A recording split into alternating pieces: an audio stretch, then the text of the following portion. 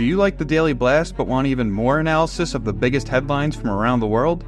Do you want an ad-free listening experience so there's nothing between you and expert commentary every day? Consider becoming a member of the DSR Network, where you'll also gain access to exclusive content across all of the DSR Network podcasts. Listeners of the Daily Blast can get 30% off of a monthly or annual membership using code BLAST at thedsrnetwork.com/buy. That's code BLAST at thedsrnetwork.com/buy.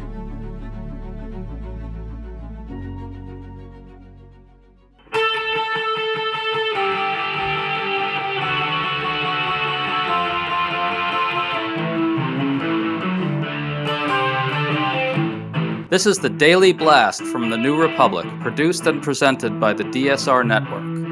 I'm your host, Greg Sargent.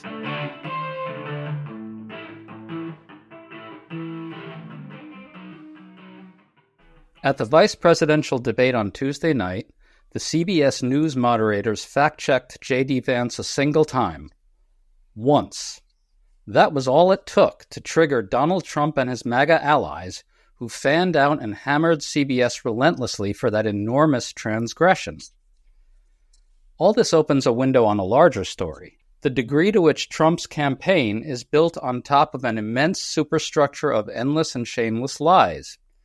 Bullying the media into not fact-checking Trump and Vance is essential to that larger project. Today we're talking about all this with Jameson Foser, who writes regularly about media capitulation to the right wing on his Substack, Finding Gravity. Thanks for coming on, Jameson. Thanks for having me, Greg. So at the debate, J.D. Vance exaggerated wildly about Haitians in Springfield, Ohio, an obsession of his, suggesting that they're here illegally. CBS's moderator pointed out that they're actually here legally on temporary protected status. Vance objected, saying, hey, the rules were that you're not supposed to fact check. That triggered MAGA. Trump erupted on Truth Social. Other Republicans jumped in, and here's audio of Trump spokesperson Caroline Leavitt on Newsmax. When they fact-checked Senator Vance and shut off his mic, I thought that was pretty alarming, especially since the rules they agreed to were not to fact-check the candidates on the stage, but they just could not help themselves because I think they were getting triggered by Senator Vance speaking the truth so powerfully and so eloquently. Jameson, I guess CBS maybe violated its rules, but still it was one extremely minor correction. What's your reaction to all this? Yeah, extremely minor is exactly right. The moderator literally just said, to clarify for our viewers, there are Haitian immigrants in Springfield who are here legally. And, you know, Vance then flipped out. And I think first we have to acknowledge just how kind of pathetic he sounded, saying, you know, the rules were you guys weren't going to fact check. I immediately thought of that old Saturday Night Live skit in which Chevy Chase is playing a befuddled Gerald Ford in a debate and says, that was my understanding there'd be no math involved. It was just a ridiculous, you know, he looked small and weak and dishonest. And so that was my first reaction. But, you know, I think we have to understand this objection, Vance's in the moment, and the reaction sense that you've highlighted from his fellow conservatives, that it's extremely, just completely insincere, right? They don't actually believe that the moderators were biased against them. They were going to attack the moderators no matter what happened. It's what they do. After the Trump-Harris debate, Trump attacked the moderators, claiming they were biased against him, even though they gave him like 5 minutes more speaking time than Harris and routinely let him interrupt both them and Harris and break the rules. So it's just not a sincere objection. I think that's the first thing everybody should understand, and we shouldn't treat it as such. We shouldn't treat it as a legitimate complaint. But there is a piece of it that I do think that they really do believe, and that's that J.D. Vance and Donald Trump fundamentally think they should be able to do and say whatever they want, whenever they want, and nobody should even question them. It's just a very fundamentally authoritarian worldview that shows up in small ways like this and in large ways like talking about jailing journalists and others who say and do things they don't like. To highlight a point you made, Trump and MAGA know the ability to lie with impunity, and that's the essential thing, impunity, is absolutely central to the success of their political project. And I think the debate really showed this in a new way. Vance lied about everything. The borders are open when, in fact, crossings are down. immigrants take Americans' jobs when in fact they're helping grow the economy and labor force. Trump tried to protect people on the Affordable Care Act when in fact he tried to destroy it. Trump's economy was uniformly fantastic when it actually ended in COVID-fueled catastrophe. Biden and Harris have decimated energy production when in fact oil production has soared. It's really endless. Now, Jameson, we all recall George Bush, Karl Rove, and the making of their alternate reality. Is what we're seeing now something different? I don't think it's something different in kind. I think it's just a kind of hyperinflation of it. I think the what we're seeing now in terms of how the Republican candidates and the conservative movement are behaving and how the media reacts to it are trends that have been in place for decades and that many of us have been talking about and highlighting. I know you have been and I have been for a very long time. And what's happened in the current MAGA era and the Trump era is the natural conclusion of those trends continuing unchecked. They're just going to grow. You know, it's not a hard to see the connection between, you know, the Bush administration saying we create our own reality and the way Donald Trump and JD Vance are behaving right now, right? If they're allowed to do that and the media goes along and helps them in doing that by treating their lies and their fabrications as as legitimate topics for discussion and things we should focus on, then they're just going to do more and more of that. You had an interesting piece recently comparing coverage of Trump to coverage of Al Gore during the 2000 campaign. The press at that time decided that Gore was a liar and an exaggerator, and they covered him that way in a concerted, relentless way. Can you talk about that and how it compares to the present? So a core theme of the 2000 presidential campaign coverage was that Al Gore was this just fundamentally untrustworthy figure, this compulsive liar, and it was based on a couple pretty trivial small examples that weren't even true. They were ironically enough things that the media exaggerated Gore's comment in order to portray Gore as an exaggerator. But so what you had all that year was this constant through line in coverage of the campaign. George Bush was a straight talker, and Al Gore was fundamentally dishonest. It wasn't just that they'd fact check him, one piece when he'd say something, they'd criticize it. It was that was then the dominant frame through which they covered him. And that's a striking contrast to the way the media treats Donald Trump and JD Vance.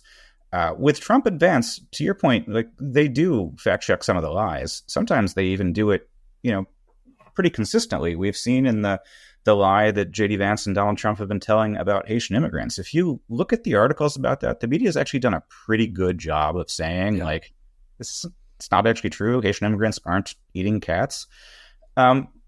Or spreading diseases.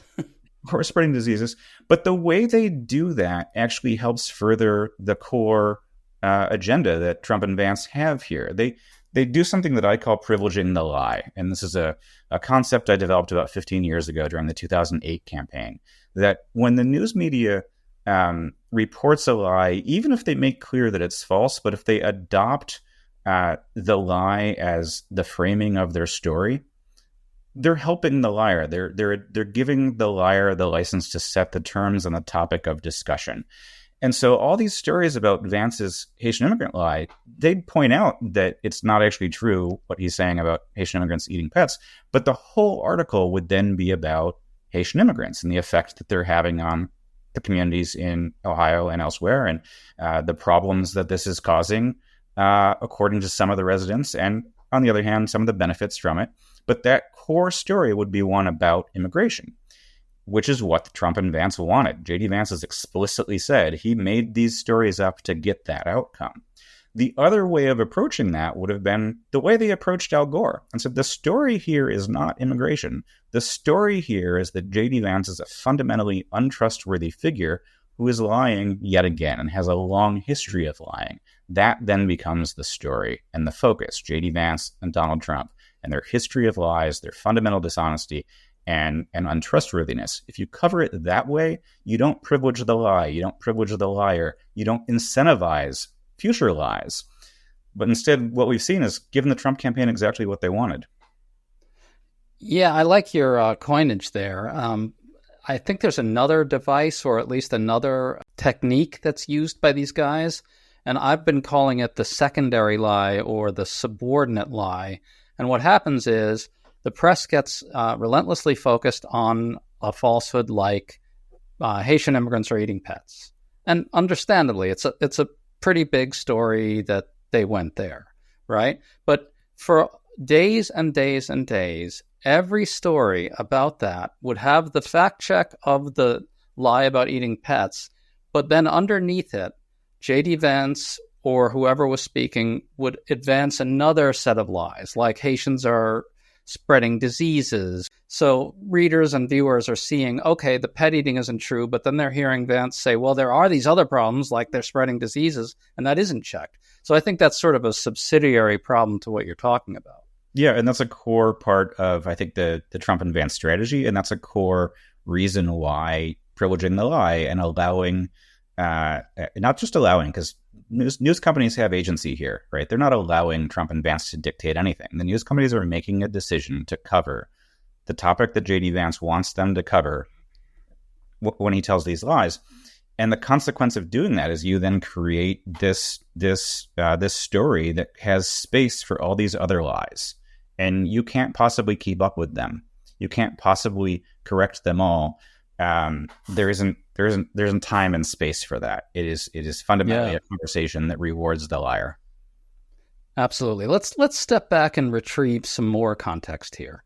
When CNN failed to fact check the debate between Trump and Biden a few months ago, the result was it let Trump lie uncontrollably with impunity for 90 minutes. That was widely acknowledged as a journalistic travesty and a grave disservice to the American people, including by some in the journalism profession. Then CBS stepped up and said, you know what, we're going to do the same thing. And journalists all understood perfectly well that CBS had calculated that if they fact-checked Vance, they'd get hammered by MAGA, and CBS just didn't want that. And now the Overton window has moved so much that MAGA is ginning up fake outrage over a single fact check, never mind a sustained set of fact checks at a debate. What does that say about what's happening to the profession more broadly in the Trump years? I think it demonstrates just how thoroughly the media, kind of buys into this completely phony grievance that Republicans offer towards their coverage, and have not yet wrapped their heads around the fact that we're going to get attacked no matter what we do, so we may as well do good journalism. Because if we do bad journalism for the sake of heading off attacks, we're A, doing bad journalism, and B, we're getting beat up anyway. And so there's no upside there, unless you want to conclude that they know what they're doing and they're going along with it. It's what they want. Brian Boyler has been good on this on his Substack as well. He's pointed out that these numerous failures to fact-check the debates under pressure from Trump and MAGA are actually a form of capitulation to authoritarian politics, a politics which actively turns any institutions that won't affirmatively rig the political debate in their favor into enemies of the movement. I feel like we need to stress an essential point that goes back to what you said about how they just simply expect our institutions to create a situation that's favorable to them. Only one side bullies and threatens the media for fact-checking, for telling the truth. It's Trump and MAGA. Democrats don't do that. And yet, again, to your point, the press responds to this, at least to some degree, by rewarding it. Is there some way out of this perversity? What's the way out? The way about is to do good journalism and not worry about what Republicans are saying about you. Just to fundamentally recognize that your job as journalists is to inform the public. That's who you have a responsibility for. You don't have a responsibility to keep Donald Trump happy, and you couldn't do it even if you thought you did. Your responsibility is to make sure that your readers and viewers come away from every interaction with your news product, with your broadcast of a debate, with your articles, with your op-eds, understanding the world better, having an accurate understanding of things that matter. And if you're not doing that, you're not doing your job. It seems to me that when people react on Twitter or wherever to a failed headline or a failure to render accurately the true pathologies that Trump is betraying or revealing, it actually has an effect. We were in a situation kind of recently where we were all kind of beating up on the New York Times for sane washing some really crazy stuff that Trump was uttering about the economy. I think it was a speech about the economy that he gave. And then it actually changed for a while there. They started to do stories where they really showed how ridiculous what Trump was saying really was. They were really rendering accurately the kind of mental unfitness he was displaying. And yet it just kind of keeps backsliding. It just keeps slipping back. And are we going to be stuck in this loop forever where we all react with outrage, we all pressure them, things get better, then they don't, and then they backslide again? What can people do? I mean, the answer to that's yes. We will be stuck in this loop forever. That, unfortunately, is the reality of having news media dominated by a few companies that have a pretty clear trend of behavior, right? The natural state of the New York Times is to behave this way. They've been behaving this way for decades, for as long as anybody can remember. I've been publicly criticizing it for decades. You can, to your point, have an effect if people are vocal and forceful about demanding better. That effect will be temporary. You need to keep showing up every day and doing it, and also vote with your advertising dollars, vote with your subscription dollars. There are other news companies people can get their news from if they're not satisfied with the ones that they're going to. But yeah, like, it's not going to be a situation in which we point out one flaw in media coverage and we do it aggressively and collectively for a week and it fixes itself, or they fix it and stay fixed.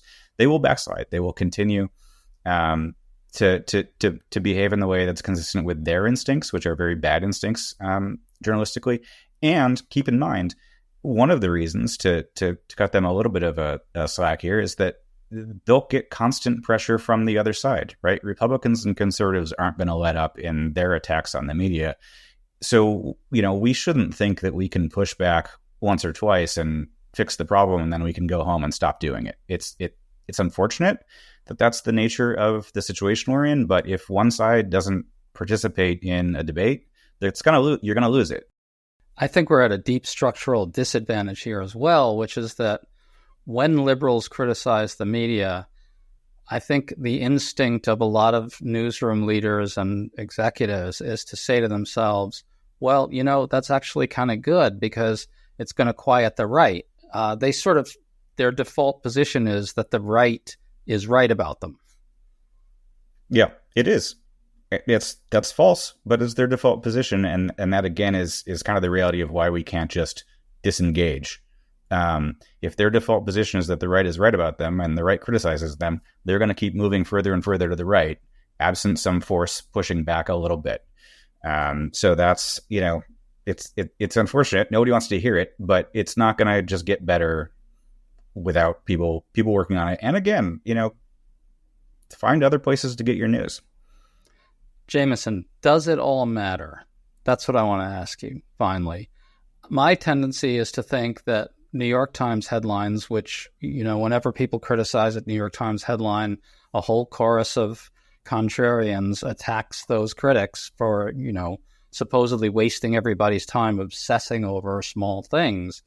But those things matter. I mean, the New York Times' headlines really influence, I think, how smaller news companies around the country cover stuff and present reality to their readers and viewers, don't you think? Absolutely. The New York Times is the most important news company in the world, right? And that's not just because of the number of people who get their news directly from the New York Times, though that's a lot of people. It's also because they're the leader in the media industry in America. Other journalists look to them for cues. If the New York Times says something's important, other journalists internalize that. They treat it as important. So it is important, not just to push back on the Times, but other news organizations as well, and to encourage them to cover some of the things that they aren't covering at all. One of my pet examples in recent weeks is Donald Trump last week threatened to imprison people for criticizing the Supreme Court. And the New York Times hasn't reported that. Not once, not a word. During last night's debate, J.D. Vance attacked Kamala Harris and Tim Walz, saying that they wanted to censor people. Well, that would have been the perfect opportunity for the New York Times and for media coverage today of last night's debate to say, well, look, J.D. Vance talked about censorship. There's only one campaign that's threatening to imprison and fine people for criticizing the government, and that's Trump and Vance. That's, Trump is making these threats constantly. Well, Jameson, are you optimistic or pessimistic about where things are going right now? I feel like, in some senses, the truth about Trump's authoritarian leanings is getting through to people. But I also think that that's partly because his big red face is screaming in the faces of other people, and that's what actually gets them to get scared of this guy, not the way that press is covering it or not covering it. Fundamentally, I think a core truth of the Trump era that is really easy to overlook, and I think a lot of people do overlook it, is this guy's never had a majority support in this country, right? It's not for a day. It's never been the case. He lost the 2016 election by 3 million votes. His approval rating was underwater every day that he was in office. He lost the 2020 election. He's never had majority support in this country. So that's something I think people should feel some comfort in, but recognize that we're up against a lot here. We're up against the large number of people who do like him. We're up against some structural imbalances that favor the Republican Party, from the Electoral College to any number of other kind of mechanical realities about our elections and our government. And we're up against a media environment that is elevating his lies and centering them. And so that means we all have work to do. Those two things, if you put those facts together, we should feel hopeful. There are more of us than there are of them. But we can't kind of just passively expect that things will sort themselves out, because we are up against way too much for that to be the case. And so, part of that means, look, if the news media is centering what Donald Trump and J.D. Vance want to center in this election, it's our responsibility in our conversations with each other, those of us who have public platforms, those of us who just talk to our friends and family, talk to them about the issues that matter to you. We don't have to have the conversation solely about the issues that J.D. Vance and Donald Trump want us to talk about. I'm going to choose to hear that as a note of optimism and call it a day there. Jameson Foser, thanks so much for coming on with us today. Thanks for having me, Greg. Folks, make sure to come over to tnr.com and check out some of our new content, including a piece by Melissa Gira-Grant, which looks at how J.D. Vance used the VP debate to lie about abortion. And tune into the latest episode of Deep State Radio, which looks at the Middle East at its most dangerous point in decades and what the U.S. can do to prevent the situation from spiraling out of control. We'll see you all tomorrow. You've been listening to The Daily Blast with me, your host, Greg Sargent. The Daily Blast is a New Republic podcast and is produced by Riley Fessler on the DSR Network.